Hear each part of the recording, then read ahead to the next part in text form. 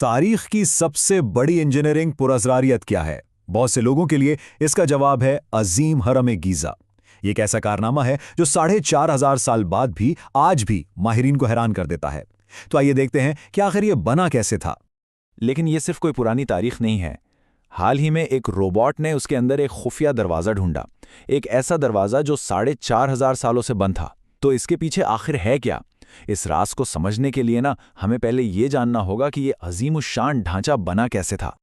اچھا، تو اس حرم کی تعمیر کے راز کو سمجھنے سے پہلے ہمیں یہ سمجھنا ہوگا کہ قدیم معماروں کے سامنے چیلنج کتنا بڑا تھا۔ یہ صرف ایک عمارت نہیں تھی، یہ تو سمجھو ایک مصنوعی پہاڑ بنانے کے برابر تھا۔ اور یہ راز آج بھی سامنے آ رہے ہیں۔ یہ دریافت ہمیں یاد دلاتی ہے کہ ہم جس ڈھانچے کی بات کر رہے ہیں وہ اتنا وسیع ہے کہ ہزاروں سال بعد بھی ہم اس کے ہر کونے کو نہیں جانتے۔ تو آئیے دیکھتے ہیں کہ یہ چیلنج واقعی تھا کتنا بڑا۔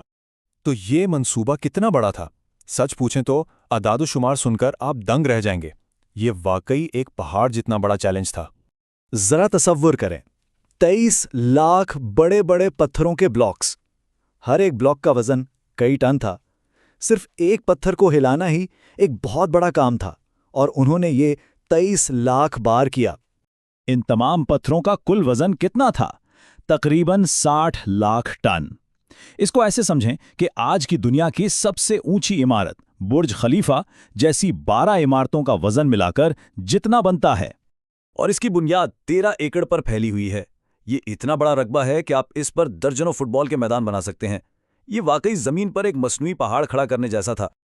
اچھا، تو اتنا بڑا کچھ بنانے کے لیے سب سے پہلا قدم کیا تھا؟ بنیاد رکھنے سے بھی پہلے انہیں ایک بہت بنیادی مسئلے کو حل کرنا تھا، بالکل ٹھیک سمت کا تعین۔ آج تو ہمارے پاس کمپس اور جی پی ایس ہیں، لیکن اس وقت ان کے پاس کچھ بھی نہیں تھا۔ معمولی سی غلطی بھی پورے منصوبے کو برباد کر سکتی تھی۔ تو انہوں نے حقیقی شمال کو اتنی زیادہ درستگی کے ساتھ کیسے تلاش کیا؟ جواب آسمان میں تھا۔ انہوں نے ستاروں کو اپنے کمپس کے طور پر استعمال کیا۔ قطبی ستاروں کی حرکت پر نظر رکھ کر انہوں نے بغیر کسی غلطی کے بالکل ٹھیک شمال کو تلاش کر لیا۔ یہ قدیم فلکیات کی ایک شاندار مثال ہے۔ ٹھیک ہے، سمت تو درست ہو گئی، لیکن اب ایک اور بہت بڑا چیلنج سامنے تھا، ایک ایسی بنیاد تیار کرنا جو بالکل ہموار ہو تاکہ اس پر لاکھوں ٹن کا وزن ٹک سکے۔ آج ہم یہ کام لیزر سے منٹوں میں کر سکتے ہیں، لیکن ذرا تصور کریں کہ 13 ایکڑ کے رقبے کو بغیر کسی ٹیکنالوجی کے بالکل ہموار کرنا کتنا مشکل ہوگا۔ 1 انچ کی بھی غلطی پورے ڈھانچے کو غیر مستحکم کر سکتی تھی۔ اور یہیں ان کی ذہانت کام آئی۔ ماہرین کا خیال ہے کہ انہوں نے پانی کو ایک قدرتی لیول کے طور پر استعمال کیا۔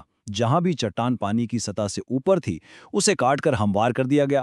کتنا سادہ مگر کتنا زبردست اور مؤثر طریقہ تھا۔ بنیاد تیار ہے، سمت متعین ہے، اب باری آتی ہے سب سے بڑے چیلنج کی، لاکھوں ٹن وزنی پتھروں کو کاٹنا، لانا اور پھر بلندی پر پہنچانا۔ یہ ایک لاجسٹکس کا ڈراؤنا خواب تھا۔ پہلا، 50 ٹن تک وزنی پتھروں کو کان سے کاٹنا۔ دوسرا، انہیں سینکڑوں میل دور تعمیراتی جگہ پر لانا۔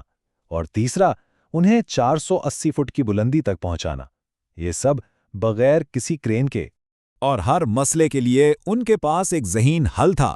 پتھر کاٹنے کے لیے تانبے کی چھینیاں، نقل و حمل کے لیے دریائے نیل پر چلنے والی بڑی کشتیاں، اور انہیں اوپر اٹھانے کے لیے مٹی کے بنے ہوئے وشال ریمپ جن پر ہزاروں مزدور انہیں کھینچتے تھے۔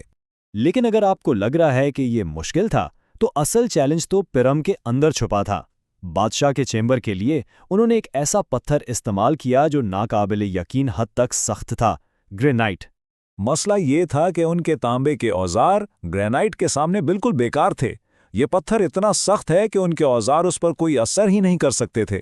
تو پھر انہوں نے اسے کاٹا کیسے؟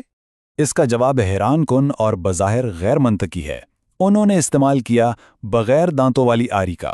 جی ہاں، ایک ہموار بلیڈ والی آری۔ اس کے پیچھے کی سائنس حیرت انگیز طور پر سادہ ہے۔ وہ آری پر دباؤ ڈالتے اور ساتھ میں گیلی ریت ڈالتے جاتے۔ تانبے کا نرم بلیڈ ریت کو پکڑتا اور ریت کی رگڑ آہستہ آہستہ گرینائٹ کو کاٹ دیتی۔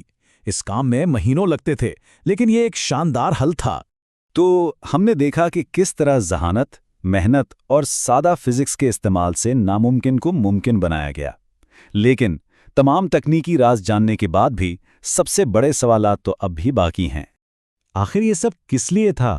کیا یہ واقعی صرف ایک بادشاہ کا مقبرہ تھا یا اس کا کوئی اور اس سے بھی گہرا مقصد تھا؟ یہ وہ سوال ہے جو آج بھی سب کو سوچنے پر مجبور کرتا ہے۔ اور یہ ہمیں واپس اسی سوال پر لے آتا ہے جہاں سے ہم نے شروع کیا تھا۔ وہ چھوٹا روبوٹ جب اس نے اس 4,500 سال پرانے دروازے کے پیچھے جھانکا تو اس نے کیا دیکھا؟ شاید یہ ایک ایسا راز ہے جو ابھی تک حل نہیں ہوا۔